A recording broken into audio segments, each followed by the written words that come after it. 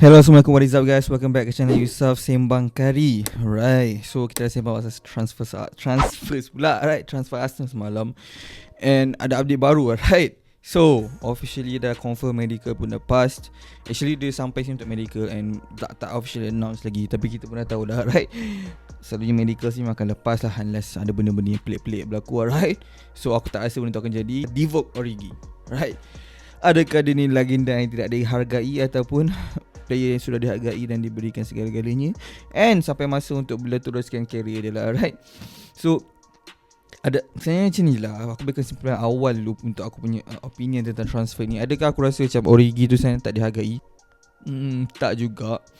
Tapi adakah aku rasa Liverpool patut simpan dia? Ya, alright. Aku rasa memang kerja kau boleh cakap dia dah lama kat Liverpool daripada umur 19 silap aku kan. Masa tahun World Cup aku ingat masa dia perform kat World Cup dengan Belgium tahun 2014 tu, dia tak ada perform tapi kira dia main untuk budak-budak muda. So kira kan kesishan lah, right? Kau bayangkan kan Christian Benteke pun dia boleh lawan mamat tu, badan tu lagi tu pada dia. So tu je dah menunjukkan something lah, right? Aku rasa memang Liverpool tu simpan dia sebenarnya sebab kita tahulah orang cakap Super Origi, Divock Origi macam savior, super sub bagai ramai orang relate ataupun samakan dia dengan dulu Ole Gunnar Solskjaer kan. Walaupun tak main first 11 tapi akan perform kan. Sebab kalau kau tengok stats dia memang teruk ke rasanya actually kan. Untuk semua games overall kat Liverpool 175 tak silap aku. Lepas tu gol 41, assist dalam 14 tak silap aku. And kalau aku silap komen kat bawah, tapi untuk 41 gol je actually score, right? Tapi tak boleh salahkan dia sebab kau just cakap appearances, patutnya kita tengok dia score gol dalam berapa minit, orang panggil berapa minit per gol kan. Itu baru nampak sikit lah, sebab walaupun kau main 5 minit dikirakan satu appearance kan. Tapi itulah, kita memang dikategorikan super sub. Kalau orang sebut Origi, orang takkan terfikir dia ni first level yang memang rocket lah, right? And disebabkan segala-gala yang dia dah buat kat Liverpool, maybe dah sampai masa untuk Liverpool bagi dia shine untuk dia sendiri. And mungkin untuk ego dia juga. Dia cakap dalam interview, I came here as a child, as a kid, and I left as a man. So dia cakap I became a man here at Liverpool. And dalam Milner pun ada cakap pasal mamat ni one of the best players, one of the best as a people lah. Tak pernah, sebab kau fikir tak pernah ke dia benda ni buat press yang tak happy ataupun complain pasal ada players yang macam-macam players lain yang tak dapat main bagai. Tak ada. Dia ni memang head down, just bila diperlukan dia akan terus buat apa yang dia perlu. Faham tak? Dia tak ada terus kau nak complain ke tak ada.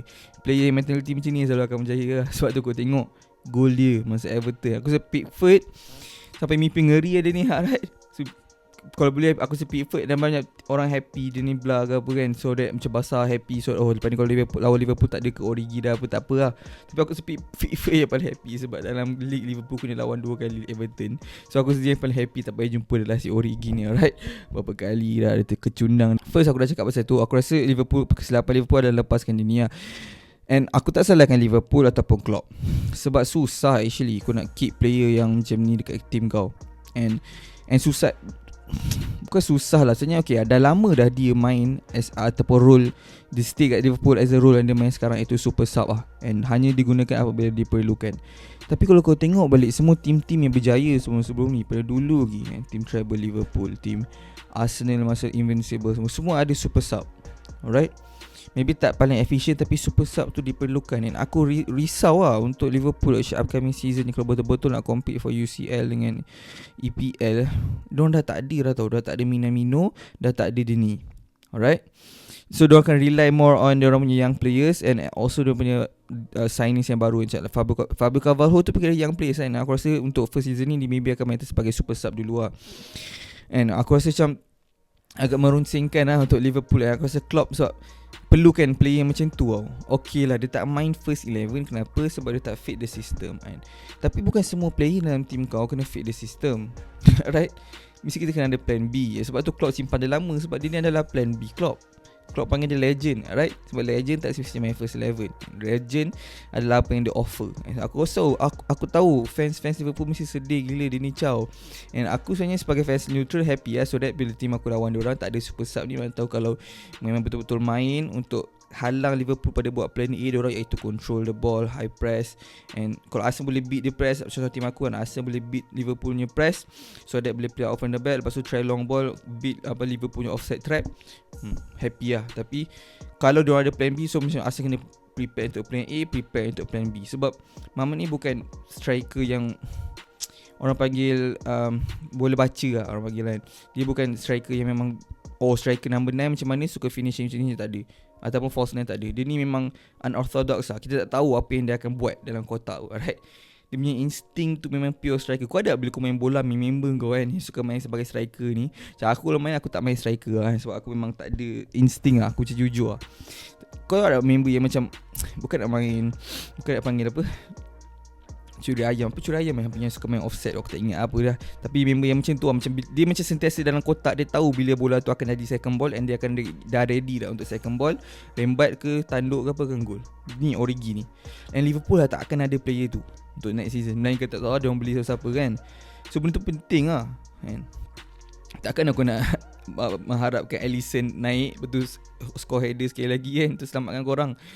Benda tu macam jadi pun setahun sekali je. And aku rasa benda tu lah aku rasa Liverpool kena sort out. Mungkin fans Liverpool boleh komen kat bawah, mungkin Klopp ada plan B yang baru untuk next season tu, aku tak tahulah. Tapi berdasarkan apa yang aku tengok, aku rasa Liverpool kena get ready dari segi tu lah. Tu je aku boleh bagi satu macam opinion aku. Selain pada tu, aku rasa kalau Origi punya, dari segi set of Origi pula, siapa je tak nak caw kan. Tapi aku terkilan lah kenapa dia nak AC Milan. Sebab banyak team approach dia actually.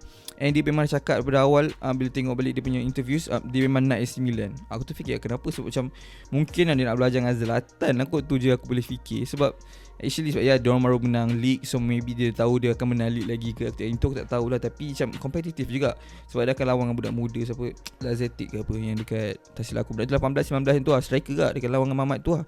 Sebab Zlatan memang tak akan main first 11, so dia akan compete dengan Giroud. Alright. So dia tahu kompetitor dia pun dah tua, so mungkin dia akan jadi first 11, tak tahu lah. Tapi depends kan, kalau tak perform, kalau dia pun tak fit the system kat AC Milan takkan sign lah. So aku rasa dia dah selamat dari segi tu.